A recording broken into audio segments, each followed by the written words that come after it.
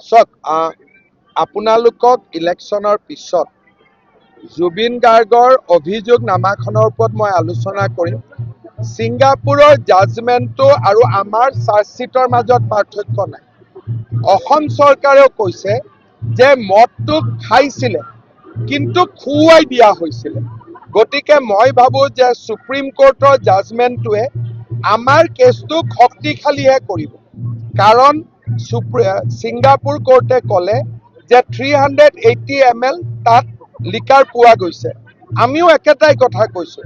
ছিংগাপুৰে ক'লে আগদিনাখন ৰাতিৰ পৰা খুৱাইছে, আমিও কৈছোঁ ৰাতিৰ পৰাই খুৱাইছে। খালি আমি কৈছোঁ যে তেওঁক খুৱাই দিয়া হৈছিল, উদ্দেশ্য প্ৰণোদিতভাৱে খুওৱা হৈছিল। সেইকাৰণে মই প্ৰথমৰ পৰাই কৈছোঁ যে অসম পুলিচে ছিংগাপুৰতকৈও বেছি ভাল কাম কৰিব পাৰিব। সেইকাৰণে কোনোবাই কৈছিল যে অসম চৰকাৰে ছিংগাপুৰ যাব লাগিছিল। আজি যদি আমি ছিংগাপুৰ গ'লোহেঁতেন আমাৰ কি অৱস্থা হ'লহেঁতেন? আজি ইমান দিনে অখিল গগৈ, দুলু আহমেদ এইবিলাকে কি কৈ আছিল যে আমি ছিংগাপুৰ যাব লাগে। ছিংগাপুৰ গ'লে আমাৰ কি অৱস্থা হ'লহেঁতেন আজি? সেইকাৰণে আমি ৰাইট কাম যে কৰি আছিলোঁ, আজিৰ জাজমেণ্টটোৱে তাক প্ৰমাণ কৰিছে। আৰু আমাৰ কথাৰ লগত তাৰ একো পাৰ্থক্য নাই।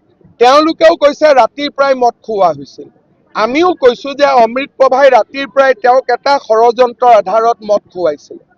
গতিকে আজি অন্ততঃ অসমৰ মানুহে বুজি পাব যে আমি যিমান চিনচিয়াৰলি কাম কৰিছোঁ ৰাজনীতিৰ পৰা দূৰত থাকি, ছিংগাপুৰত গ'লে সেই কেতিয়াও আমি নাপালোহেঁতেন। কিন্তু কিমান আমাক গালি পৰা হৈছিল, ছিংগাপুৰ কিয় যোৱা নাই, ছিংগাপুৰত কিয় যোৱা নাই।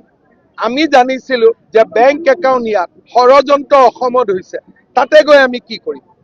আৰু আজি ছিংগাপুৰৰ জাজমেণ্টটোৱে প্ৰমাণ কৰিছে যে আমি ছিংগাপুৰত নোযোৱাটো কিমান ভাল।